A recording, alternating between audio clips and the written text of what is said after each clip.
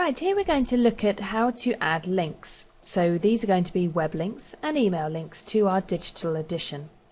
Now there's two ways in which you can do this. You firstly may already have links already in your PDF that you want to keep. So you might want to have those and then add links to, say, images that aren't necessarily links in your PDF. So first of all, this is our original PDF and I just want to show you what I mean when we already have a link in our PDF. So if I just zoom in here, you can see if I hover over this in my PDF, this 3dissue.com is an embedded link. So there's two sorts of links, an embedded one such as this that is clickable in your PDF, or you might have some text like this that might read www. with a web address that isn't clickable. Either way, in 3dissue it can convert those. So let's just jump into the software here and start a new conversion. Now before your conversion, just come up here to Options and Advanced, and you have these two options. The first one, add links from PDF. These are those embedded links that you want to create as links in your digital edition. And these create links from URLs, may well be just written links that aren't clickable in your PDF.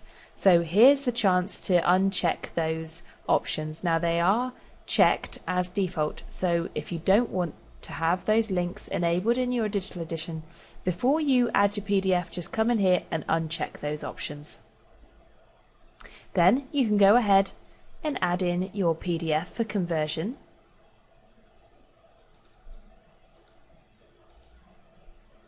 And into the software we go. So I'm going to jump into the Design tab here, and this is where I can add further links. So let's just check where those embedded links were first off. So click on this page and we can see that that link from our PDF has already been created into a hotspot which will be clickable in our digital edition. Now remember, you can always again come up here to Options and turn those off if you like. If we wanted to create links on an image that aren't necessarily a web address in our PDF, such as this button is designed within our PDF that we might want to make clickable. So what I'll do here is grab my hotspot tool. I then draw over the area that I want to be a link, select URL from the options here, and then just type in where we want that user to go when they click that button. And there we have our first link.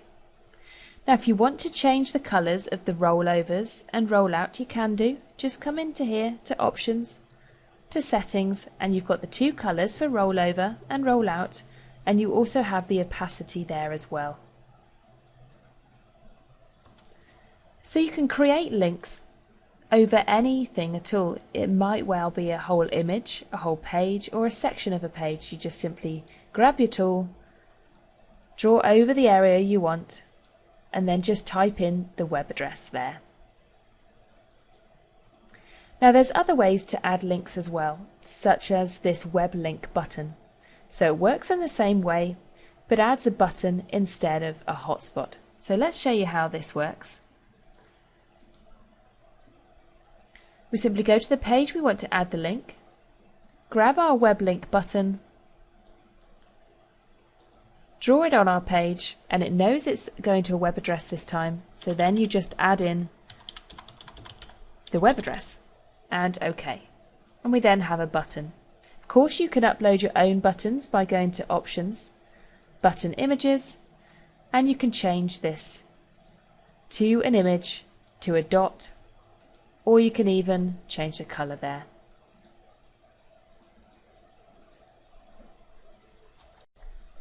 And we can also do exactly the same for email links. So it works in the same way. You can grab a hotspot tool and cover an area. So you might have the words email and your name, which you might want to cover.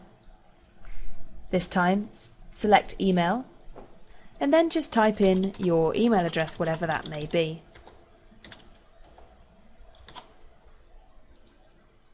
So that's as a hotspot, or again you can use a button. So this is the email link button, and in the same way draw on the page type in your email address, and OK. And of course you can also change rollover text for that as well. So there we have the different ways of adding links, so email links and Weber links as hotspots and buttons, and for embedded and just written links as well.